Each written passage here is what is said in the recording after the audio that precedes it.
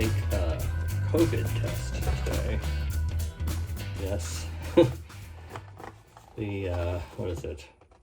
Quick View at home OTC COVID-19 test. Just a weird sign of our times, but I don't have any symptoms, but I'm going to do an event with people, and part of the requirement is to have this test a negative result. So yeah, it's just weird, but I wanted to document it just because it's just, I don't know, years from now it'll be something to look back on. All right, let's get this over with. I wonder how this thing works. Okay, let's see. How hard can it be, right? How hard can it be to take a COVID test? Results in, it's got 2 tests in case you get a false positive, right? Because the first one's got to be false. You're supposed to use it twice over 2 to 3 days with at least 24 hours between tests. All right, here we go. Are you making a video about that? Yeah. It's deranged. Well, you know, it's history. Oh my god. All right, in the box we've got, this is our unboxing video. The instructions, little vials and a couple of swabs, right? Because you know where those go. I'm not showing you that part. And a fact sheet for individuals so that you don't, get a wrong idea about things. I don't know. All right, let's just do this thing. For emergency use only. Wow, it must be like a quick start menu here. Let's see. Oh, check out all that. Step 1, wash your hands. Before you start testing, wash your hands or use hand sanitizer. Make sure your hands are dry before starting. I'm really not looking forward to this. I don't know why. It's weird. It's just weird. Okay, dry hands. Okay, clean dry hands, check. Locate the kit components. It is recommended gloves, not provided, to be used during testing. It should say that on the box. If they want you to wear gloves, they should provide gloves. I don't have gloves and I gotta take this test, so I'm just doing it. I'm just gonna be careful. The gloves said they were optional, so optional it is. Okay, there should be tubes. There's 2 tubes, check. Tube holder, check. Oops, oh crap, just a second. Drop one of my swabs. Still clean, sterile. Tubes. Tube holder. Test strips. Okay. I feel like I'm taking a pregnancy test. Is this what it's like? Why am I so nervous? I haven't been around any sick people. Why am I taking this test? It's just, this is the new norm. Society expects to know if you have tested positive recently and whether or not you have symptoms at all. This is just what we have to deal with until we get through this thing, until every last person gets, vaccinated and we can get out of this dark time. Let's see, step 2, place tube in tube holder. Tube and tube holder. Ta-da, that should do the job. Okay, remove cap from tube. Being very careful. Removing the cap. Not getting germs in this thing. Swab the nostrils. Remove the swab from its wrapper. Being careful not to touch the swab head. Gently insert the swab a 1/2 inch to 3/4 of an inch into the nostril, depending on the size of the person's nose. How do you know your nose size? I'm gonna go with the, I think I'm gonna go with the 1/2 inch. Firmly rub the swab in a circular motion around the inside wall of each nostril at least 4 times. Be sure to rub both nostrils, don't forget, right and left. And if you're swabbing other people, please wear a face mask. I'm reminded of that joke, you can pick your friends and you can pick your nose, but you can't pick your friend's nose. It's probably something along those lines. For very young children, you may need another person to hold them down. No, it says to steady the child's head while swabbing. Yeah, right.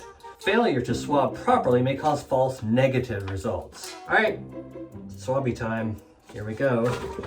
So basically, you're gonna take the swab and you do your nostrils, and then you're gonna insert it into the bottom of the tube, and you're gonna stir it 3 or 4 times in the bottom of the tube. Then you're going to leave it in the solution for 1 minute, and note if the swab is in the solution for more than 10 minutes, it should not be used. I think that's it. How hard can it be, right? Dun, dun, dun, dun, dun, dun, dun, dun. Makes you want to sneeze. Ooh. Into the tube. Boom. Stirring it 3 or 4 times. Then we leave it in there for a minute. Okay. 1 minute. Here we go.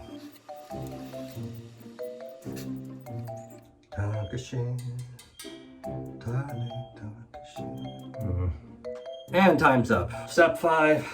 Remove the swab from the tube by rubbing the swab head against the inside wall to squeeze as much liquid out as possible. I see what you're doing. You're squeezing out the extra fluid out of the sides of the thing. Okay. Step 6. Open the test strip. Carefully slit and hold the test strip as indicated. We don't need this anymore. This has done its job. It's what's in the tube that matters. Test strip. Slit it open the test strip. Don't touch you're not supposed to touch the wrong part of it. So make sure you're holding it with the arrow up when you open it up so you can grab the right end. Come on. Got the test strip. Place the test, do not touch the bottom, touch only at the top. Place the test strip in the tube with the arrows pointing down. Leave the test strip in the tube for a full 10 minutes. Do not handle or remove. Put this into there and leave it alone for 10 minutes. So here we go. Oh, here, look, it's got some arrows on it. The arrows are down in the tube. Boom, just like that. How hard is that, right? Now we set this down and don't touch it for 10 minutes. Hey Siri, set timer for 10 minutes. 10 minutes, starting now. Here's the results thing at the bottom. A positive result would show both a blue line and a pink line near the blue line. Look closely, even a very faint pink test line is positive. The intensity of the lines may vary. So what we're going for here is just a blue line with no pink line at all. Okay, come on, blue line. There's a chance this could give you a false positive result. If you test positive, you should self-isolate and test yourself again. I guess if you're positive, false positive or positive, you should isolate and get care from your healthcare provider, and then get additional testing as necessary. So probably one of those more accurate, PCR tests, I think they're called. Okay, a few more minutes and we'll have it.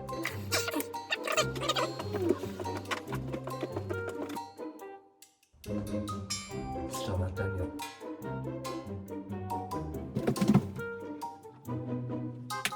Suspense is killing me. In